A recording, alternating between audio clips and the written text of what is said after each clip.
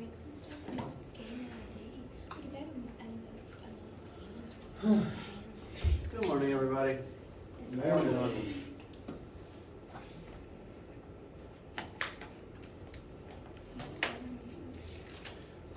Well, it kind of feels like Friday to me. 'Cause I'm not going Yeah. to see you guys on Friday this week. So, since this is the last class meeting of the week, make sure to ask any questions that you have related to the concept. Does anyone have any questions before we get started? Yes. Question 6 on Which, chapter 7 homework? Okay. 6. Chapter 6. I keep saying the wrong thing. Question 6, chapter 7. Sorry.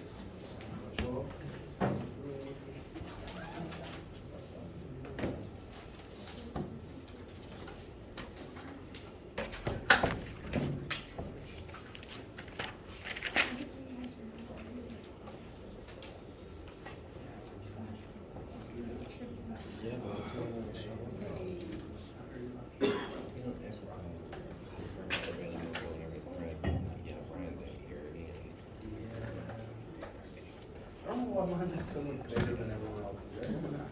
It didn't today.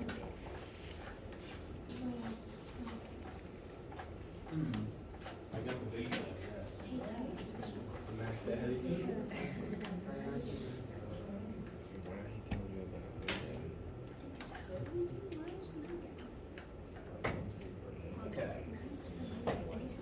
So this question is an interesting intersection between physics and biology.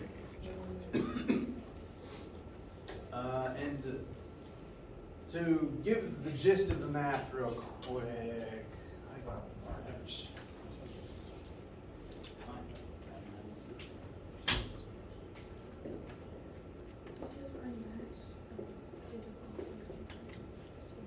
The main thing for the math here is that this particular person is going to generate a certain amount of heat inside of their body, and that heat is going to increase their temperature. And the main goal is by how much will their temperature increase if Susan is not able to properly vent an amount of heat that they build up. This is true of most humans. We are warm-blooded, which means that some of the food we eat does get directed into creating thermal energy inside of our body. But most of us are able to ventilate that heat through just touching the air and also through things like sweating. This would be what would happen if you weren't able to do that, if all the heat you built up just stayed inside of you. So, here, we are told to eat 2,000 kilocalories of food per day. This is about how much energy some people get from their food. Kilocalories is the same as 1 food calorie as written on the packaging of food boxes. So this is the same number you'd see on the packaging. So this much energy per day. We're given the mass of Susan, the height of Susan, and the surface area of Susan, although I don't think you need the height and surface area. And we're going to treat the human body as if it is entirely made of water. There are things inside your body that aren't water, but for simplicity's sake, we will assume the entire thermal, what am I saying? That the specific heat of the human body is that of water, for simplicity's sake. So when it says nothing, apparently. Hello? Did my computer die or fall asleep? Hopefully just fall asleep. I'm used to the cord not working, but that's not what this is. No, computer's dead.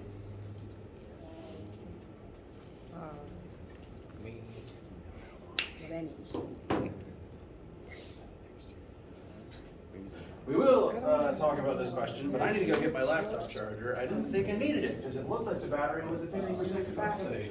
Apparently it lied. Do you know if you got one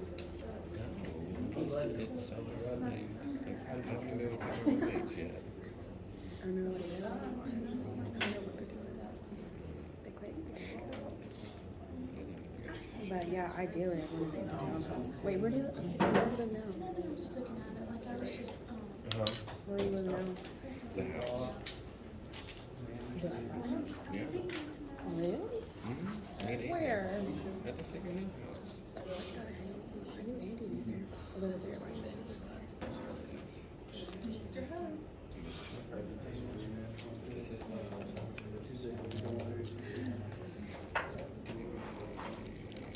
Well, how about that? Get out.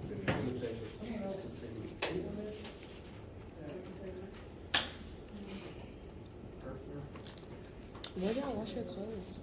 But yeah, the guy was downtown, or like, I go to Georgia. Mm.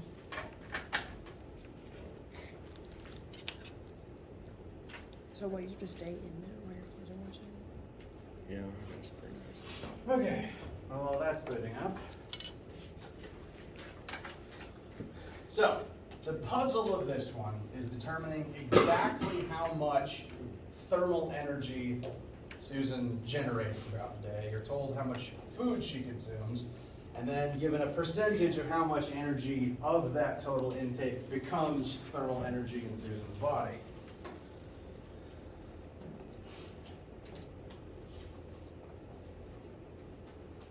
In this particular case, we were told she eats this many kilocalories and that 80% of the calories we consume are converted to heat.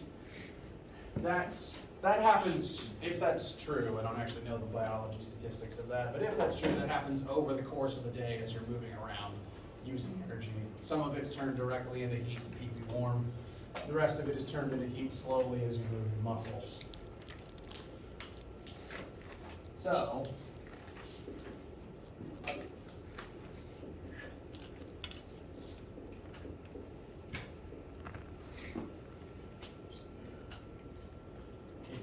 did I do that right? Yes. If 80% of that 2,000 is turned into heat, that means that 1,600 kilocalories of heat will be added to Susan's body during the day. And that's the number that, in some way, shape, or form, needs to get plugged into the formula.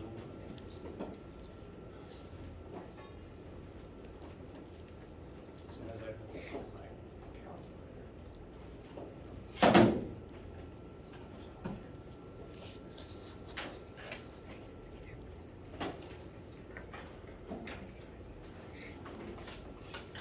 Where did you get seawater from? That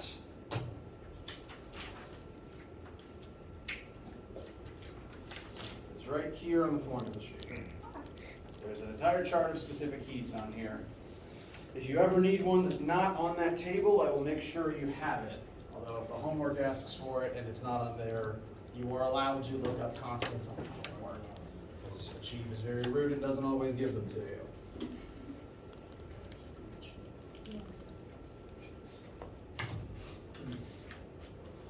Okay.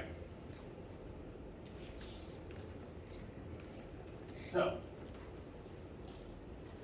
this is the amount of heat added to Susan's body over the day. That's going to go here for Q.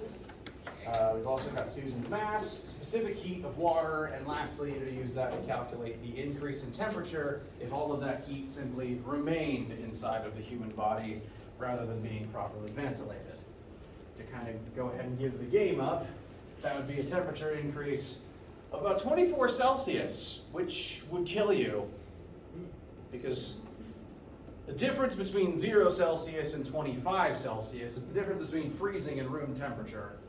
50 Celsius, it's not boiling, but it's more than a human can withstand, especially if that's your internal temperature. Does that answer your questions for right now? Alright, nice. Okay. I will say, there is a bit of internal conflict between this unit and the units here, because this is kcals and this is joules. I actually,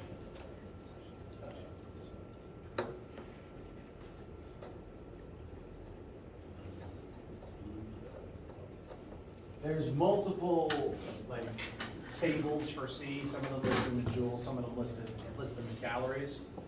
The calorie version of this constant is 1,000 cals per kilogram.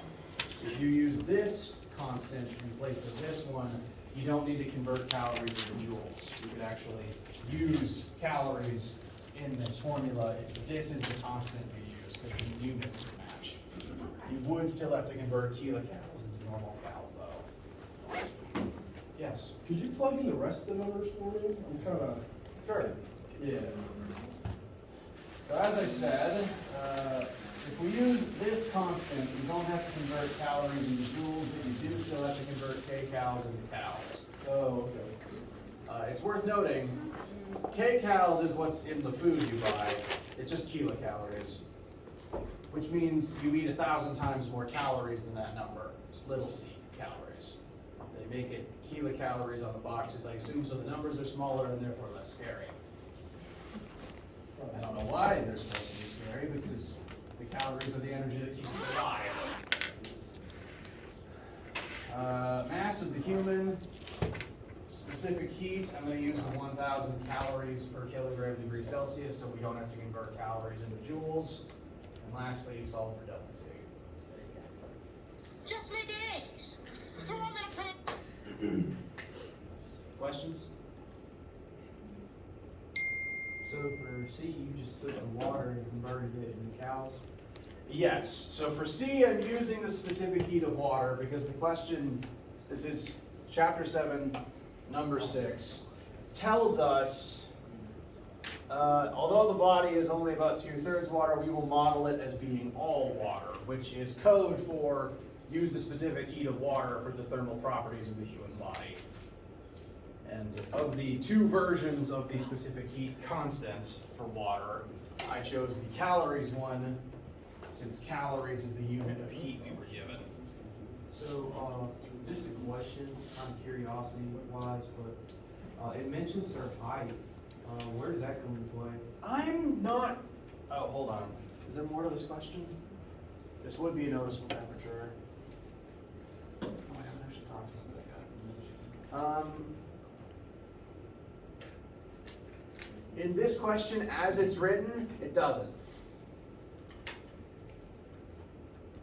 I still don't understand why they would mention that number if you didn't even have to use it. It's possible that in the past I edited this question and forgot that I've edited it. Because my assignments evolve over time and I don't always remember the original version before I tweaked it. Additionally, whoever originally wrote this could have put that in as a red herring. I've noticed a few times they give you information you don't need, which is rude, since they sometimes don't give you information that you do need. I should have a conference with whoever wrote this book.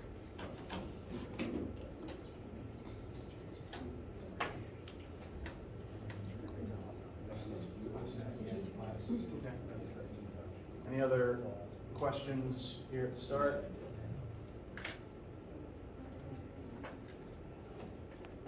All right. Takeaways from this: it's good the human body vents your thermal energy. It's good that the skin is not a perfect insulator. We'll actually talk a bit about conduction and insulation in the next week. Wait, are you saying we can just ask you questions from the homework that we have? Yeah. Counts as learning. Can you do question 1 from, I have to look at the assignment, but 1 second.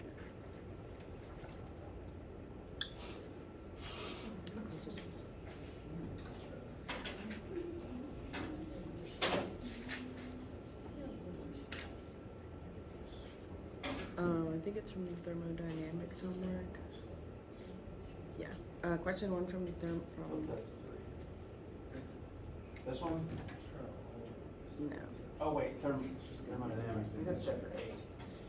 Okay, so we really haven't started that yet. But Oh, okay. Well, that's probably yeah. why. Right now, this week we're here, and then next week we're finishing J's. No. That said, I've forgotten which one is question 1. Okay. Since you asked, I mean, it's okay if you just want to wait till next week. You asked, I'm thinking about it now. The answer here is the difference, because systems need energy in order to do work. Think of this like a steam piston. You have to add heat to it so that the steam inside expands to do work. This particular system is going to absorb this much heat and do this much work. So it gains this much and then sends this much back out of it. Because when you do work, you give energy to something else. So it absorbed heat to expand the piston and like push on the wheels of a train.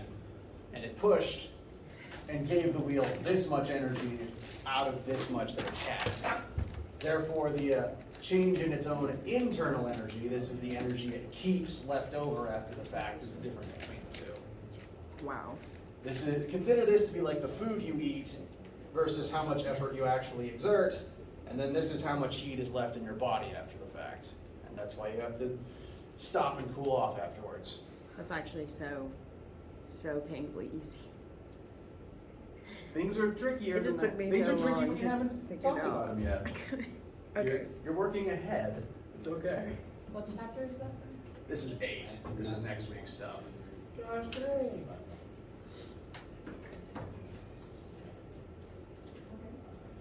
I do have a question. This is going backwards. Okay. But it's from our conversation after last Friday with question 8 on last chapter's homework. I'm still struggling. That's the styrofoam, right? Yes. It's a tricky question. It's okay. So backtracking a bit to buoyancy and pressure. I'm just gonna put this on the sideboard and leave it there.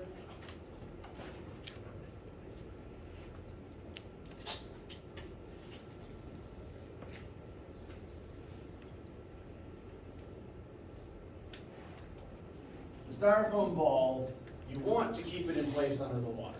And there's 3 forces currently adding together to keep it in place under the water. You got gravity down, buoyant force up, and normally when it's floating, these are the only 2. But this is not normal floating because the kid has forced it further underwater than it naturally wants to go. So there's 3 forces here that add up to 0. And we have an amount of information about those 3 forces. The gravity would be its mass times 9.8. The buoyant force will be the water density times the styrofoam's volume times 9.8. And you're given some number for the force the kid exerts that will vary depending on the user. But it's important to write it in as a negative number since it points down. Similarly, actually, force of gravity also points down. I just want to emphasize that. So these are how the forces are working together to keep the sphere under the water. And the main goal out of this is to solve for the volume of the ball. I wrote in VS for either V sphere or V styrofoam, so that you can determine the radius and then diameter of the sphere. Because all of our pressure and buoyancy stuff cares about the volume, and you've been asked about its diameter. Those things are related. You have to find one to find the other.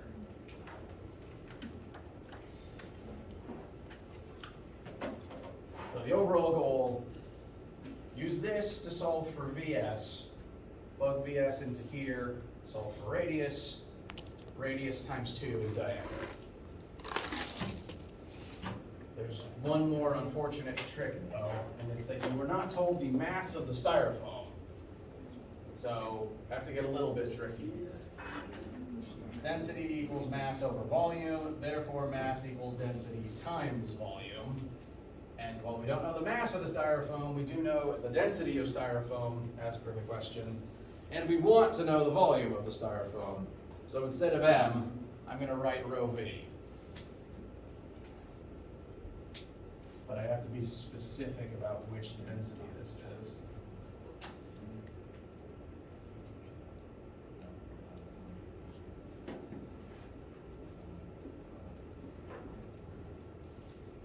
So, density styrofoam times volume styrofoam times G, plus density water times volume styrofoam times G, minus force of child. Has to add up to 0.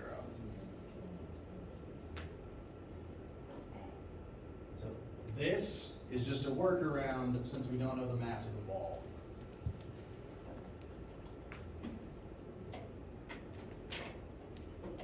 You have to be careful plugging the densities you were given in the correct spots. And your goal, again, is solve for volume styrofoam to find the radius of the ball and therefore the diameter of the ball.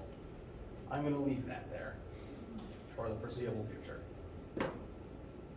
I know this is a lot to ask, but could you like work out the rest? I know I'm trying to work it out in my brain, but. That's actually Yeah. what stumps me on a lot of the problems. Like, Is the actual algebra. you can plug it into the formula and you're just like, okay, I don't even know what to do first. That's fair enough.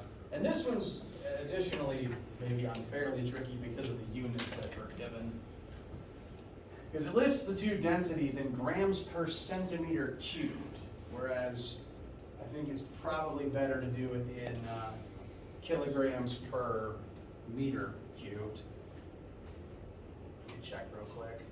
Yeah, because the answer, it wants the answer in meters, so I don't know why it gave you the density using centimeters. For that reason, I'm gonna mentally convert those densities into their kilogram per meter cubed form, which I know from experience, going from grams per centimeter cubed and kilograms per meter cubed, you multiply by 1,000. So instead of 0.0095, I'm plugging in 95 for the density of the styrofoam. We still have unknown Vs times gravity, plus density of water, which is 1,000 in this unit, times Vs times gravity, minus force of child. All of that has to add up to 0. As for the algebra, we've got two terms of the Vs in them. We want to basically distribute those together to get Vs in a single place. And we need to take the term that has no Vs and send it to the other side, which would look something like this.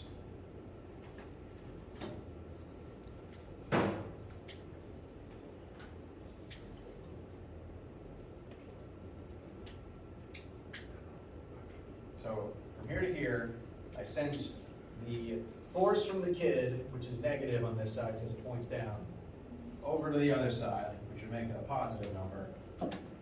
Then I use a distributive property to combine these two terms, these being the weight of the ball and the buoyant force on the ball. And they both share Vs and 9.81. They both have these in common. So I added them together, distributed those two terms out, and that just left negative 95 plus 1,000, which I just rewrote as 1,000 minus 95. From here, any questions skipping from here to here? Any issues?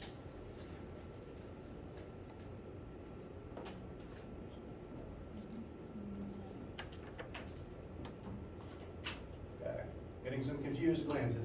It is okay if you'd rather me show it one step at a time. It's a limited board space.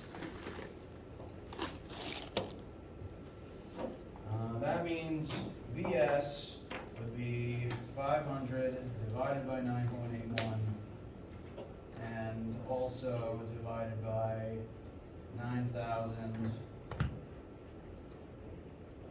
no, 905. 1,000 minus 95. Now I lost. Okay.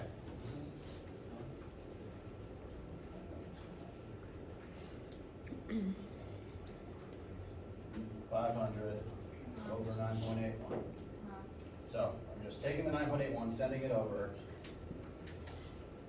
And I'm going to go ahead and just do this subtraction, excuse me, which should give 905. Okay. Just 1,000 minus 95.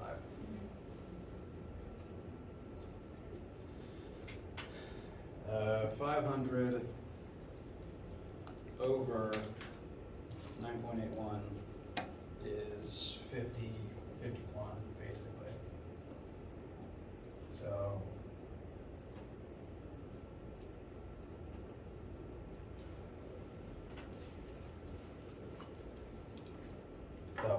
simplify this into 50.97. The last thing to solve for volume is to divide both sides by 905. So V would be 50.97 over 905, which gives a very small number because volume in meters cubed is actually, meters cubed is a pretty big unit for volume. Actually, for accuracy's sake, I'm going to keep a few more digits.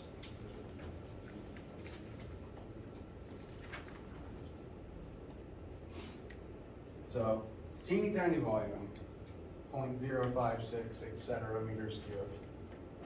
That is the volume of the styrofoam ball. We're not done. Sorry? We're not done. No. Because now we have to figure out the radius of this ball and therefore its diameter. Okay. The formula for radius of a sphere, which I assume this ball is one, wouldn't be a very good ball if it wasn't, unless you like football. Volume sphere equals 3/4 times 5 times r cubed. So 0.05632 equals 4/3 is 4/3 by r cubed. And the goal is to solve for r, which I know I have a tendency to combine steps and to try to resist as best I can. As soon as I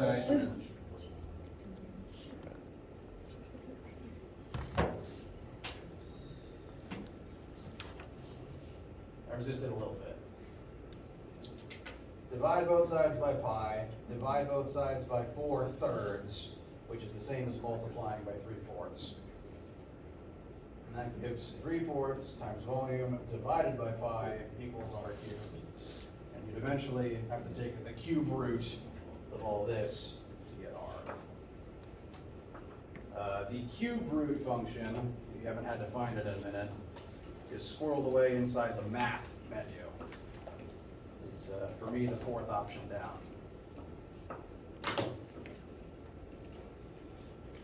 Doing this, I get a radius of about 0.24, which doubles the diameter to about 0.48.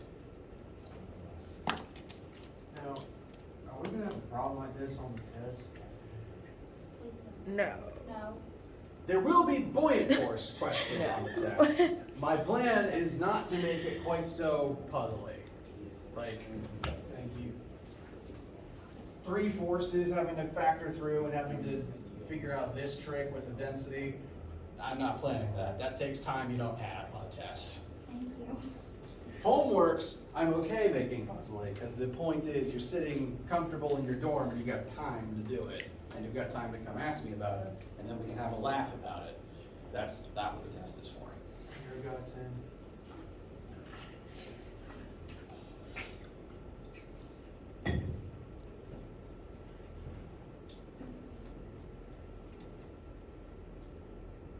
That makes my brain hurt.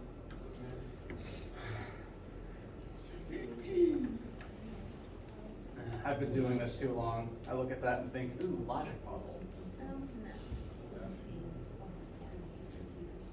So I went ahead and emailed Dr. Wong. I'm trying to say his name right.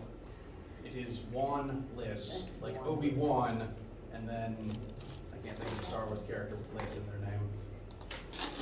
I mean, does he have a specific office time? Not that I have memorized. His office is the last one on the left if you're walking in this direction. Okay, 'cause I was gonna try to get him send him an email just a minute ago, and hoping I can get it done within the next day or two so that I can get an advisory meeting. Any other concept-related questions for right now? I mean, can we just keep answering homework questions? We can. I would like to at least give you the formula for phase change before we break for the weekend, but yes, we can. I've also got a neat thing to show you. It involves fire. Ooh. Yeah, pyro.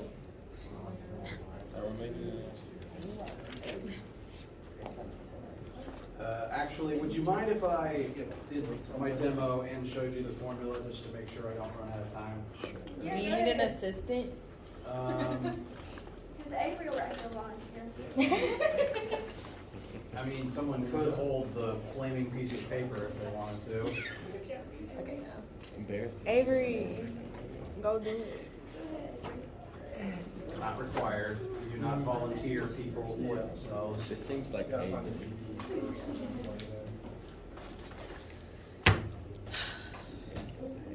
Okay. So, a couple things I want to make sure you hear before the weekend starts. Or at least for the weekend starts for this class. We left off last time talking about phase change. We're going to go a little bit into the math for it so that you've seen it. There's a lab, one of the questions on the lab references this, so I want to make sure you've seen the formulas for it today. And then we'll work more examples next week as well.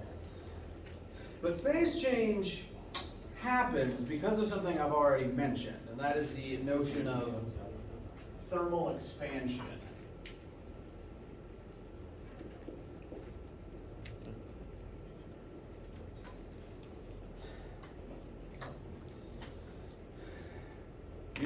I have mentioned this, you may or may not have noticed that certain objects don't always seem to be the same size at different temperatures. And humans are most aware of this when it comes to jewelry, because metal is pretty well subject to size changes with temperature. And frankly, the human body also changes with temperature.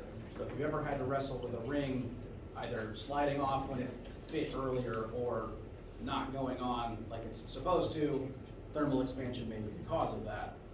And thermal expansion says that when things get warmer, they tend to grow by a small amount. And this happens because the particles, as they absorb thermal energy, they bounce around more and they naturally space further and further apart. This not only causes thermal expansion, but it also causes phase change, because the particles of water expand as the water heats up. But then once they hit that boiling point, they don't so much expand as water as they expand into steam. Once water hits that boiling point, it remains at 100 Celsius until it absorbs more energy and the water molecules drift so far apart that they just stop being water and turn into steam.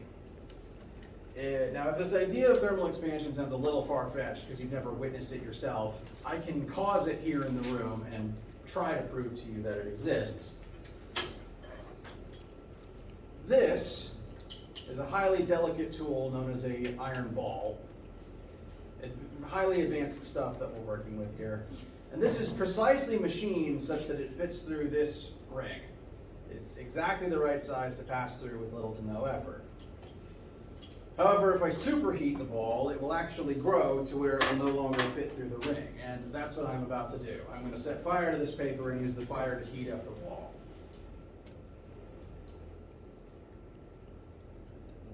Oh my god, oh my gosh. My dog would be flipping out. And my dog hates this thing. I never get to use it.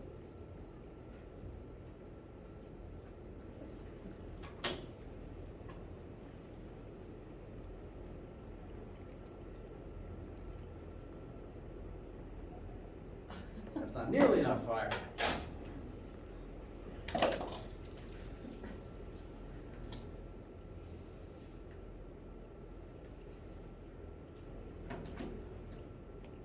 Maybe I shouldn't be using printer paper for this. Alright, it's fine. It's fine. Oh. The fire alarm is about to go on.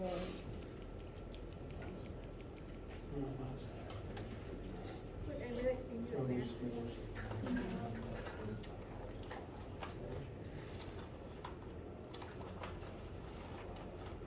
No, now it's going.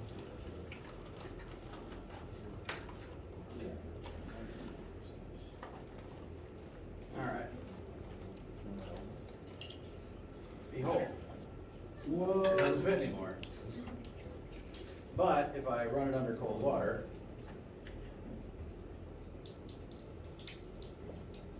it will go back to its original temperature and therefore its original size. Oh my gosh. Now, the ring is impressive, but this is actually easier to see. This is a bimetallic strip, meaning it's made of two different types of metals. And interestingly, different materials expand at different rates when heated, meaning one side of this is going to grow faster than the other, which results in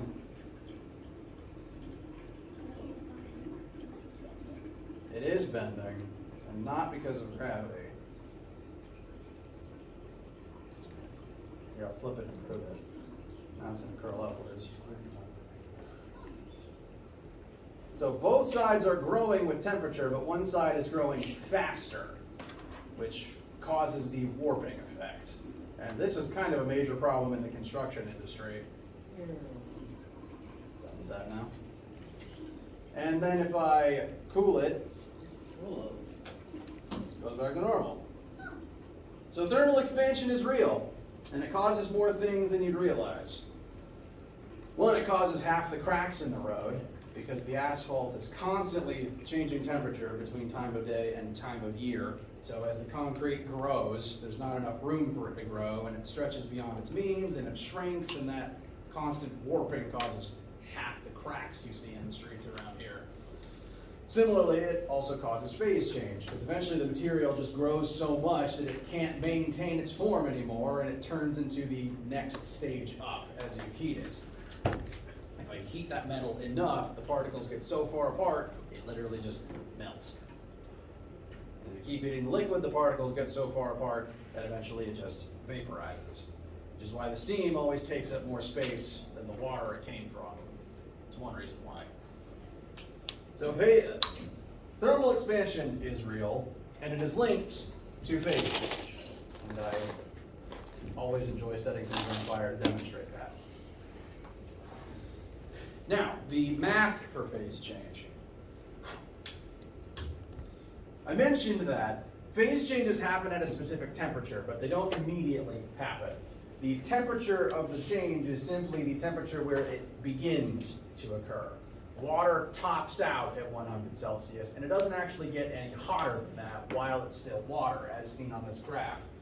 Doesn't matter how much energy you add to water, the water's temperature does not rise over 100 Celsius until you add enough energy to turn all of it into steam. Once it's steam, you can heat the steam up and it continues to actually increase in temperature. Again, this is why steam burns are incredibly dangerous. Steam inherently can be at a hotter temperature than water and has more energy in it than water. So it has more energy to put into your skin and cause problems. Now, the math for that. That's in a different set of notes. Pardon me one moment.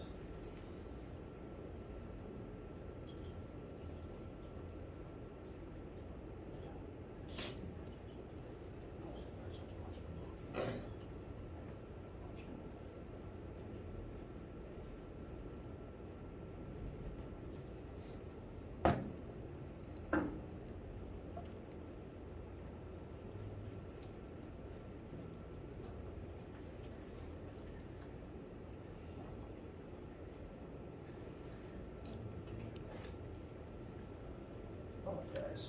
Here's causing more problems than I expected today.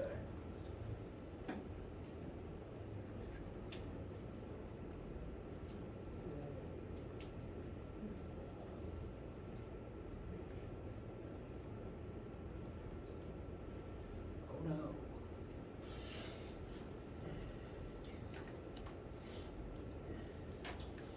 Okay, I got my notes mixed up. I didn't actually, this particular class doesn't actually need to do that math. That's for the 1500 and my wires got crossed. That's not actually on your assignments at all. Whoops. Say we're not smart enough to know that information? I'm not saying that. It's that there's other things that, like, the point of this course is get through a lot of concepts very quickly. The point of 1500 is do more algebra on each piece slowly. I got you. And I actually got my notes mixed up And this course doesn't actually have to do the math for phase change. It's not on any of the homeworks, and I forgot that fact. It's not on the test either, and I forgot that fact. Which means, if you've started the lab, there's a question on there that you don't have to do. It's the one on the back, number 2. So all of number 2, A, B, and C. B and C. I still do A, please. Yep, that's my mistake. I apologize, I got my wires crossed. Yes. Wait, so, on question number 2, still do A, but don't do B and C. Yes. Okay. This class doesn't have to get bogged down with the math of phase change. Phase change still happens though, you should still know it happens, and it happens because of thermal expansion. So that's the trivia that you should take away from this. And I apologize for my forgetfulness. No, it's cool to see. Yeah, I show this whether it's on a test or not, like, it's just cool. Besides, who doesn't like seeing fire? Okay, so next week we're going to do chapter 8, Laws of Thermodynamics. It sounded like there were a few more homework questions before we broke, and losing my train of thought. What, if anything, is on your minds right now before class ends? And that can include homework questions. Number 5 on this chapter's homework. This chapter's homework. Yes. Excuse me. As of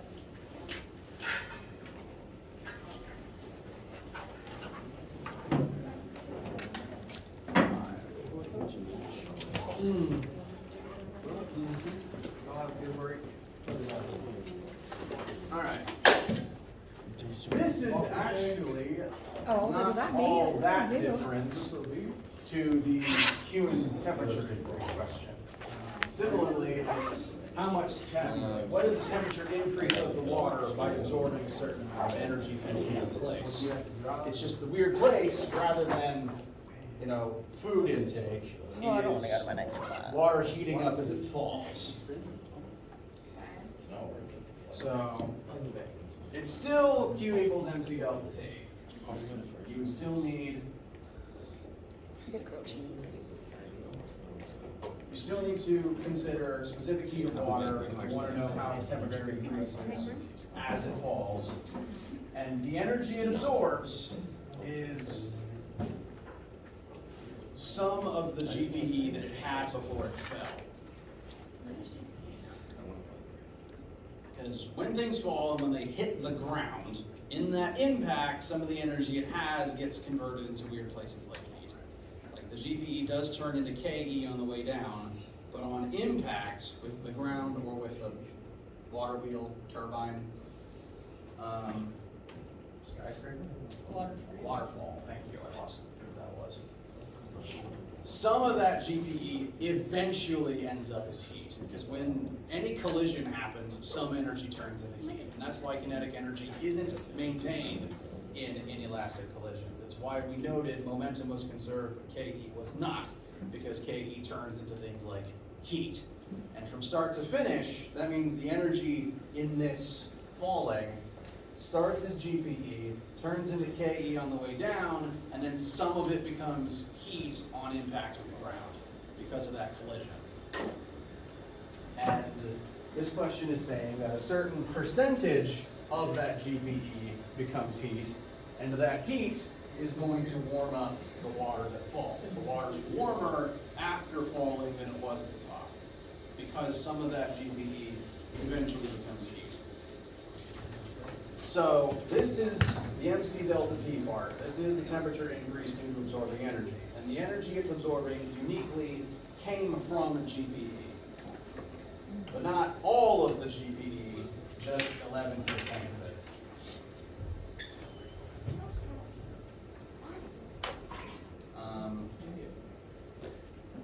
Does that sound, how does that feel for right now? Right now, better than I think. I'll go back, come back.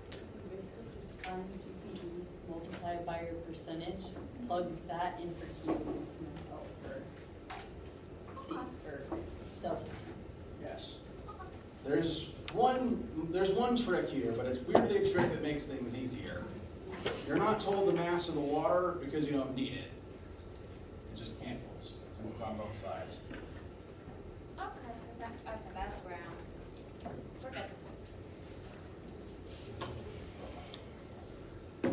As a footnote, you are allowed to ask about homework in class. I encourage it, because odds are someone else has the same Yes. question, and then it's just more review. I agree. I couldn't agree more. So, I be think we working should on have more homework in the information. technical lab over the weekend.